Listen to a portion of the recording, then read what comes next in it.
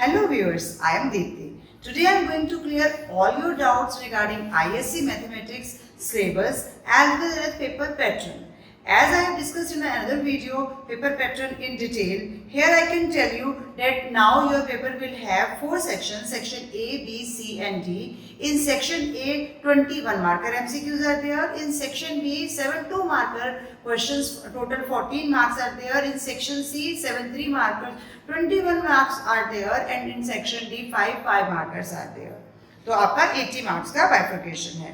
तो जो मार्क्स हमें वेट टोटल वेटेज जो हमें यूनिट वाइज दी गई है वही स्पेसिफिक पेपर के एनालिसिस करने से भी आ रही है. तो आप कहीं से भी टैली करेंगे यही आपका एनालिसिस निकलेगा. Now I am going to discuss your syllabus in detail. भी कुछ चीज़ें ऐड हुई हैं, कुछ डिलीट हुई हैं. आप काफ़ी टाइम से मुझसे रिक्वेस्ट कर रहे हैं तो मैं आज उसको बना रही हूँ. Moreover first I want to clear कि ये सिलेबस 2027 और 28 दोनों के लिए आ चुका है जो कि बिल्कुल ही सेम है. तो आप 28 के लिए भी इसको फॉलो करेंगे. नाउ रिलेशन एंड फंक्शन आपका 10 मार्क्स कैरी कर रहा है. इसमें ज़्यादा कुछ ऐड नहीं हुआ है. आप ये देख ही सकते हैं 10 मार्क्स है. Algebra 10 marks, calculus 35, vector algebra 5, 3 dimensional 6, linear programming 5 and probability 9 marks. यही सेम बाइफर्केशन मैंने अपने स्पेशल पेपर के एनालिसिस में आपको दी है. In first unit relation and function one word जो यहाँ पर ऐड किया गया वो आपके लिए कॉम्पोजिट फंक्शन. कॉम्पोजिट फंक्शन आपके लिए ऐड किया गया है जिसकी वजह से आपका ये sketching of graph of a function and it inverse ये आपका नया टॉपिक इसके अंदर ऐड है. और composite function and invertible functions तो पहले भी थे, कॉम्पोजिट फंक्शन यहाँ पर ऐड हुआ है. तो ये 3 चीजें आपको यहाँ पर एडेड हैं जो नया सिलेबस है और पुराने सिलेबस के अकॉर्डिंगली.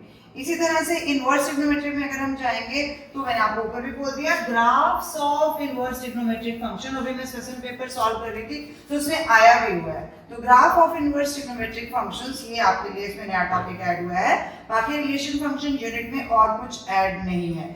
अलजेब्रा में वैसे ऑलमोस्ट सारा सेम है, मैट्रिसेस और डिटरमिनेंट्स, बस यहाँ पर प्रॉपर्टीज आपके लिए ऐड की गई हैं. पहले प्रॉपर्टीज वर्ड नहीं लिखा था, सिमेट्रिक और स्क्यू सिमेट्रिक था, लेकिन इसमें properties of symmetric and skew symmetric matrices ये टॉपिक एक ऐड किया गया है. जो न्यूली एडेड टॉपिक है मैं वही डिस्कस कर रही हूँ. बाकी पूरा सिलेबस तो आपके पास है.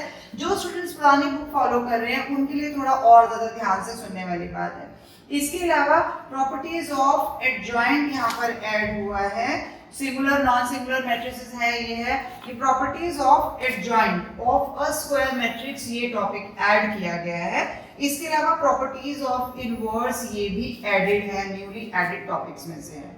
नाउ कमिंग टू कैलकुलस जो आपका सबसे ज्यादा मार्क कैरी कर रहा है यानी कि 35 मार्क्स. तो इसमें कॉन्टिन्यूटी तो ऑलरेडी पहले से ही है, लेकिन टाइप्स ऑफ रिमूवल डिसकॉन्टिन्यूटी ये एक टॉपिक ऐड किया गया है for 2027 as well as 28. Differentiation में कोई भी चेंज नहीं है. एप्लीकेशन ऑफ डेरिवेटिव्स में यहाँ पर equation of tangent and normal है. तो यहाँ पर एंगल बिटवीन 2 कर्व्स ये टॉपिक न्यूली एडेड टॉपिक्स में है. मैक्सिमा और मिनिमा पहले भी था. इसमें critical points and extreme points ये 2 टॉपिक एडेड है. स्टेशनरी टर्निंग पॉइंट्स हम पहले से करते आए हैं. एब्सोल्यूट मैक्सिमा मिनिमा हमने पहले से किया है. Application problem based on maxima minima ये आपके लिए है, लेकिन ये अप्लाइड मैथमेटिक्स के लिए नहीं है. नेक्स्ट इज वो मैं अलग से भी वीडियो बनाऊंगी तो अप्लाइड मैथमेटिक्स के अलावा हम अलग डिस्कस करेंगे. इंटीग्रल्स में इनडेफिनिट इंटीग्रल में एंटी डेरिवेटिव ये एक न्यूली एडेड वर्ड है. मैं आपको वर्ड्स जो नए ऐड हुए हैं वो बता रही हूँ इस 27 एंड 28 के लिए. एप्लीकेशन ऑफ इंटीग्रल्स की बात करेंगे जिसके बाद हमारा नेक्स्ट टॉपिक आ रहा है जिसमें एरिया अंडर द कर्व है. ये अर्लियर आपका यूनिट नंबर 7 था जिसको यहाँ पर इन्होंने इसका सब पार्ट बना दिया है कैलकुलस पोर्शन में. पहले ये यूनिट 7 था. तो application of integral, area under the curve ये सब हमारे पास है. Application in finding the area वहां पर ये पहले आपका यूनिट नंबर 7 था जिसको अब इन्होंने कैलकुलस का पार्ट बना दिया है. Differential equation as it is है, इसमें कुछ भी चेंज नहीं है. Next coming to vector algebra. Vector algebra earlier आपका 4th यूनिट जो था वो प्रोबेबिलिटी था. अब उस 4th यूनिट की जगह पे वेक्टर अलजेब्रा आ गया है क्योंकि आपको पता है कि सेक्शन ए और बी साइंस स्टूडेंट्स के लिए कंबाइन हो चुका है. तो वो यहाँ पर आ गया है यूनिट और प्रोबेबिलिटी जो है वो 7th पे चला गया है. तो वेक्टर अलजेब्रा सेक्शन बी से यहाँ पर ज्वाइन कर रहा है। इसमें ज्यादा कुछ भी चेंज नहीं है, ऑलमोस्ट सारा जो पहले था वही है। Cross product and it's geometrical significance, ये वर्ड ऐड किया गया है कि सिग्निफिकेंस, उसकी इंपॉर्टेंस क्या है जो क्रॉस प्रोडक्ट हम कर रहे हैं। Next is three dimensional geometry. Three dimensional geometry earlier it was unit 6, section B का यूनिट 6 था, जिसको यहीं पर कंबाइन कर दिया गया है थ्री डायमेंशनल ज्योमेट्री, क्योंकि अब सेक्शन अलग अलग वैसे वाले नहीं रहेंगे इसीलिए। तो एंटायर सेक्शन बी आपका कंबाइन कर दिया गया है सेक्शन ए के साथ। इसमें एज यू नो कोई ज्यादा चेंज है ही नहीं है। थ्री डायमेंशनल ज्योमेट्री पूरा का पूरा यूनिट बस वहां से यहाँ पे शिफ्ट हुआ है। Next is linear programming. Linear programming पहले सेक्शन सी में था, जो कि कॉमर्स स्टूडेंट्स के लिए ऑप्शनल था, लेकिन अब वो उसको साइंस स्टूडेंट्स में भी डाल दिया गया है, यानी कि मेन मैथमेटिक्स में भी डाला गया linear programming. Earlier it was unit 10 था सेक्शन सी का। तो अभी ये 5 मार्क्स कैरी कर रहा है। इसमें थोड़ा सा चेंज है, यहाँ बाउंडेड अनबाउंडेड ये वर्ड इन्होंने नया ऐड किया है इंट्रोडक्शन में। बाउंडेड अनबाउंडेड ये वर्ड आपके लिए फिजिबल में, आपको फिजिबिलिटी जब आप चेक करते हैं तो ये करना है। और फिजिबल सॉल्यूशन में मे और मे नॉट एग्जिस्ट, ये भी न्यूली एडेड वर्ड्स में से है। लास्ट आपका प्रोबेबिलिटी में है। प्रोबेबिलिटी में कोई भी चेंज नहीं है, 9 मार्क्स कैरी कर रहा है, 2 मार्क्स एमसीक्यू है, वो आपको मैंने डिटेल अलग से भी दे दी है। अब प्रोजेक्ट पर will be assessed by the subject teacher, visiting examiner, और ईच प्रोजेक्ट यानी कि आपको 2 प्रोजेक्ट्स बनाने हैं, हर प्रोजेक्ट 10 मार्क्स कैरी करेगा। Earlier it was 1 from section A and 1 from either section B और सेक्शन सी। पहले भी 2 ही बनाने थे, बट अब आप इन सब में से कहीं से भी प्रोजेक्ट ले सकते हैं। 2 प्रोजेक्ट्स आपको टोटल बनाने हैं। In earlier syllabus of previous year topic जो प्रोजेक्ट नंबर की भी अगर आप देख रहे हैं, आगे प्रोजेक्ट नंबर भी दिए होते हैं, तो इसमें ज्यादा डिटेल में नहीं जाएंगे। प्रोजेक्ट नंबर 3, 9 एंड 14 अगर आप देखोगे तो वो डिलीट कर दिए गए सेक्शन ए में से।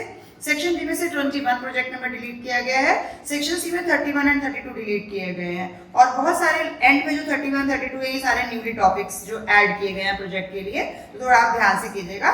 इन टोटल आपका एक चैप्टर जो पहले का सिलेबस था, सेक्शन ए और बी की बात कर रही हूँ, सी में से जो आया वो मैंने आपको बता दिया है। मतलब टोटल में आपका सेक्शन सी से सिर्फ यूनिट 8 यानी application of calculus chapter remove किया गया है फॉर मेन मैथमेटिक्स पेपर 860 में से, which is useful and suggested for commerce और कॉमर्स और इकोनॉमिक स्टूडेंट स्ट्रीम के लिए रखा गया है। उसका नाम ही हो गया application of calculus in commerce and economics. With this आपका सिलेबस का बाइफिकेशन में जो चेंजेस है वो मैंने डिस्कस किए हैं।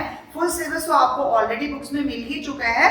जो स्टूडेंट्स कुछ पुरानी बुक रेफर कर रहे हैं उनके लिए ये सिलेबस मैंने थोड़ा डिटेल में बनाया है। बाकी marks distribution, question paper analysis, कितने चैप्टर में कितने एमसीक्यू, कितने 2 मार्कर, कितने 3 मार्कर, कितने 5 मार्कर है, वो मैंने नेक्स्ट सेपरेट वीडियो में पूरा अच्छे से डिटेल में डिस्कस किया है। Thank you for watching till the end. Keep watching, sharing and subscribe to my channel and best of luck from my side for ISC mathematics paper, जो आपके आगे के लिए बहुत फ्यूचर के लिए इंपॉर्टेंट है। Thank you.